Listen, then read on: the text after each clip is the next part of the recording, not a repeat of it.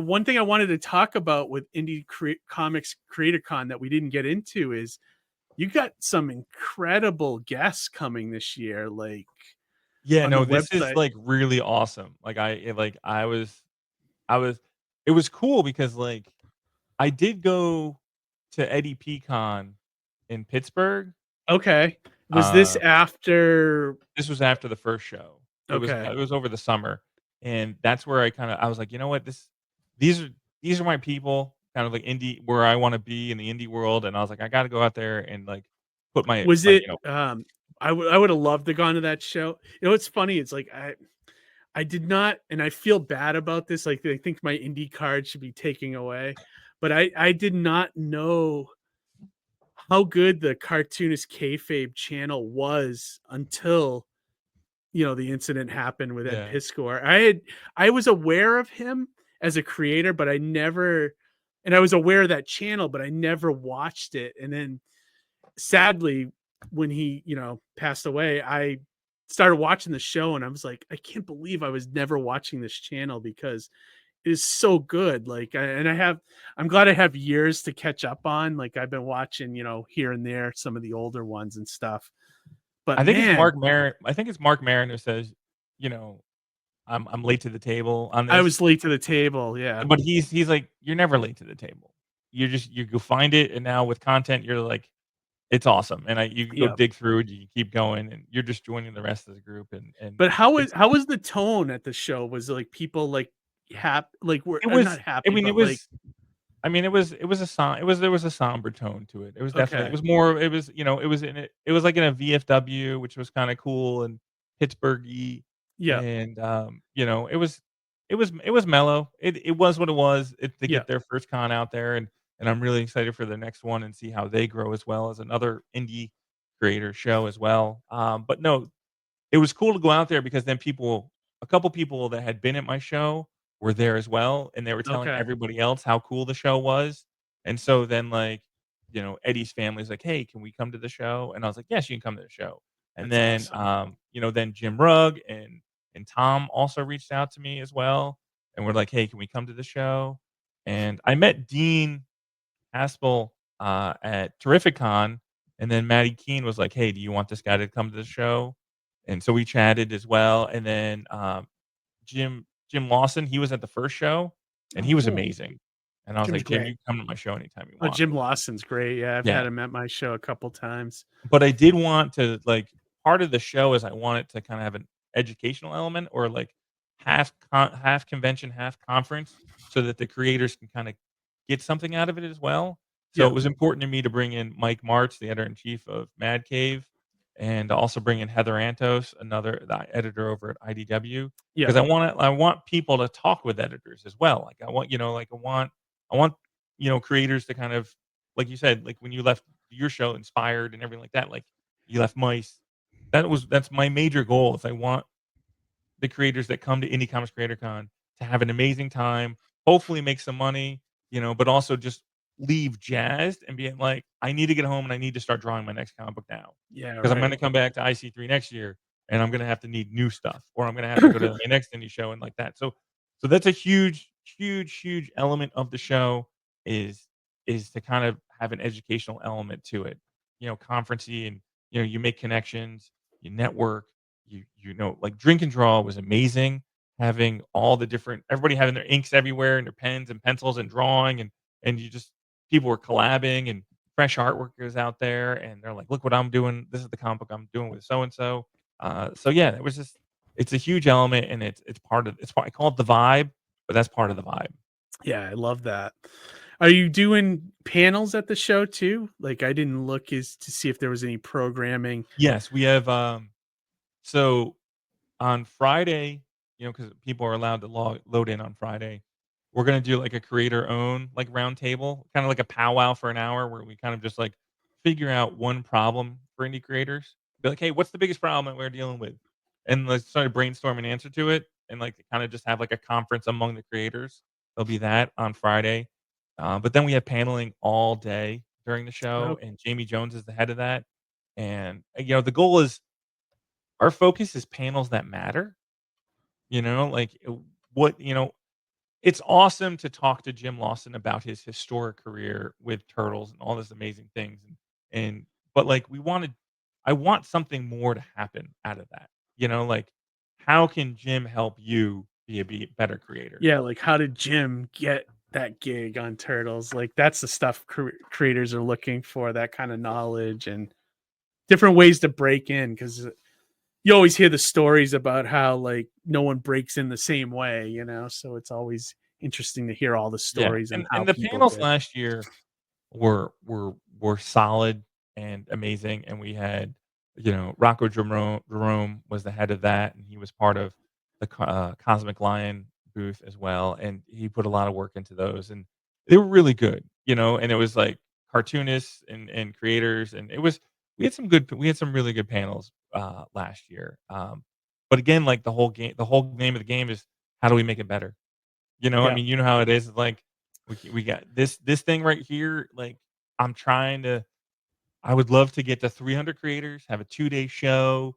Get to the 3,000 people showing up. I mean, Yeah. like that would be pretty insane to Yeah. have an indie show that's like just packed and people are just like, "Hey, I need to print more books because I just sold out of everything." So I Love mean, that. that's my focus. And that's important for us, because like I I want to go to shows where I'm getting new readers, not new collectors. Like collectors are great and they're buying from you, which is awesome. But I want people to read the books and come back because they're interested in the story and artwork and everything. So that's Yeah, my because definitely. we had one vendor last year, and I invited him because he runs a vendor show in New Haven, Yeah. and I was like, "Hey, here's a couple free tables. I don't want again, we're not competing, and I want you to make some money, so come to my show." Yeah. But we only had one vendor, and this year we're not having any vendors. It's just straight up, Just 150 creators. creators So that's selling the one comic thing books. I wish I had done. Like I wish I had kind of made it. Like I didn't even, I don't know why it never occurred to me to make a show like yours. Like I just, to me it was more about getting back to what Comic Cons were when I grew up, and so that was kind of like my guideline, I guess. Yeah, But no, now that it's I I mean, see like your show and having attended mice, I'm like, shit, I wish I had done my convention more like this. But yeah, I mean, I'm not going to change it now. yeah. People love the format, love the way it No, is, you're and the mayor came to your show. You're in the paper. I mean, you're Yeah, established. I mean, like, it's you got Batman showing up. I mean, like, I'm yeah, not, right. you're you like know? the Pied Piper of comics, Keith. You're like you Yeah, get right. I mean, that's the thing. No, I mean, it was the a good whole feeling for yeah, the sure. whole point of what we do is that we want people to read more comic books. I mean, you're Yeah, both doing that's the same thing. You're accomplishing yeah. the same goal or job. pretty much. Yeah. Yeah.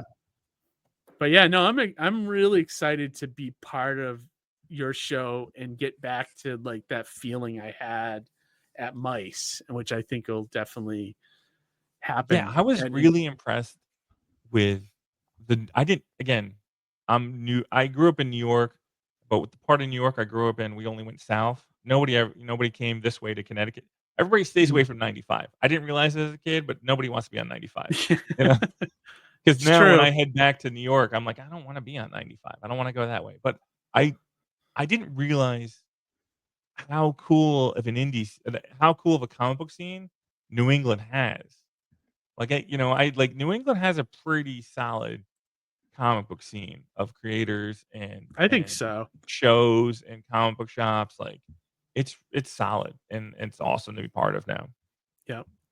Like I always picture my utopia would be like the Pittsburgh and the Cleveland scene. Like that's where I picture like, all the underground stuff and all the zines and everything was always happening there. That would be like my utopia for comics, I think. But like you're right though. I feel like there is a nice scene up in this area. Yeah, And I was that's why at I think we Mice. have so many conventions in this Right. Yeah. concentrated area Yeah, there's a too, lot of conventions. But I also feel like the indie comic scene regionally is different in every area. The experience I get from New York Comic Con is different from the experience I get from San Diego Comic Con. Is the experience I get differently when I go to like say an Orlando show. I did Spooky Empire down there, and that felt like a whole different realm of. Oh, You know, Spooky is insane. Spooky's insane, man. Yeah. Spooky is if you're gonna do a show, like if you're gonna go to a show, like Spooky Empire is a fun show to go to. It is a fun show. It's a really good. I would totally put that on people's radar. That's a fun show. When is that one usually? When is that I think one? they have it usually? twice a year. Twice they a do. year, but I've been to the October one in the Yeah, the past. October one's the big one. Yeah. Is your Are you wife and going kids again, into the John? shows? Or sorry, Oh, what were you saying, Harry? no, I'm I was sorry. asking Matt if his wife and kids are into the con scene too. I mean, I think my wife still doesn't know what I do. It's just Oh. one of those things. But my kids have started going to the shows with me. And Oh, good. Terrificon's close by, so I've taken them to Terrificon. Yeah. And I think we've done a couple other small shows with them and stuff. I mean, like they're they bought some. It was all right. So my Terrificon this last year, we went by a booth and there was a lady who sold dragon eggs, and my kids were like, "Oh, we got to get some dragon eggs. These look awesome." And I thought they kind of understood. So we're walking around, and Tessa comes to me. She's 6 years old. She comes up to me. She's like, "When do you think this is going to hatch?" And I was like, "Oh no, we're having a whole different conversation now." And I was like, I turned around and I went back to that booth, and I was like, "My daughter has a question for you." And she's like, and Tessa's like, "What do I need to do to have this hatch?" And she's like, and without skipping a beat, she's like, "Dragon eggs, like dragons live for a very long time, and it takes dragon eggs a long time to hatch. So it might not happen in your lifetime, but you can pass the egg on to your kids, and it might hatch in their lifetime." What a great answer. And as a dad, I was like, "That is the best answer ever." You know, and my she's kids had are that, still in their room. that question a million times, Yeah. probably. And Yeah. each of my kids have a dragon egg in their room, and they're just sitting there like, they're like, "Do you think it's gonna hatch?" And I was like, "I don't know if it's gonna hatch." Like it's like, but they're all sitting there waiting. So I wonder how long it's gonna last. You know what it is? That's the modern day pet rock, right? It's not Yeah. the rock, it's the story that went with it, right? Yeah, right. That's what sells the object. I love that. I love Yeah, that. That's I kind love of that like too. Keith at your convention. Like one of Lucy's kids. Her youngest is like 7 years old, and he loves, for some reason, loves rabbits. He loves them. Like just like watching cartoon rabbits. Like he draws rabbits. I showed him how to draw a rabbit, whatever. And then when he came to your convention like this past summer, in his pocket he had like a folded up drawing, and like I'm like and like my friend's like, "Oh, show him your drawing." And he takes it out of his pocket and he shows me this drawing of a rabbit. I'm like, "Oh my god, you drew that? It's awesome!" And then we go to one of the vendors, and he was talking about how he wrote the book, he drew the pictures, and like I'm like, "Isn't that great?" It was their first convention. I'm like, "Isn't that great, guys?" Like, I've been trying to get them to go for years, Yeah, right. And like they're like I'm couldn't amazed at all the stuff they're seeing, and I bought them their first comics and everything. And then I'm like, so the guy was just talking. I forgot his name, but he talked for like 20 minutes to the kids about the things he drew, things he wrote. And I'm like, "Hey, Alden, show him your drawing. You're creative too." It just like shows us like a rabbit drawing. He's like, "Oh my god, you did that!" And like just like to see them, he's like so happy Yeah, to that's show him great. his rabbit drawing.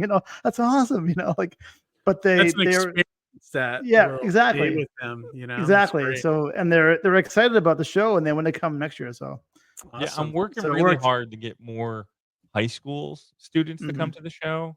And because there's 2 high school teachers that are going to be tabling at the show this year, Yeah. and they teach comic book making in class. Oh, cool. Like that. That's So very cool. I'm working really hard to reach out to the schools and the libraries to kind of like I want to inspire people, and I really, that moment, that. even if it's like one kid out of a show that comes in is like, "Holy shit, I'm going to make comic books now." Like Yeah, that's a that's great what I'm idea. trying to Right. happen there. I remember like, back in the it's that old saying about there's a comic for everyone, like it's just connecting the two together. Yeah, The you just person gotta, in the comic. you Yeah, gotta get the kid and the comic book in the same room, and exactly. And then the and make it magic happen. happens, It's back fantastic.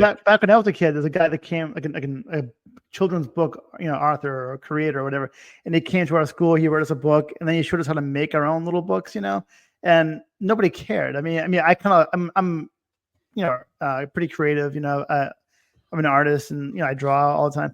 But so I kind of liked it, but everyone else nah, that's kind of cool. And they kind of gave it. But if you had what you were talking about, bring them to the convention and learning hands on how to like just seeing the final product, how to do things, that's pretty awesome.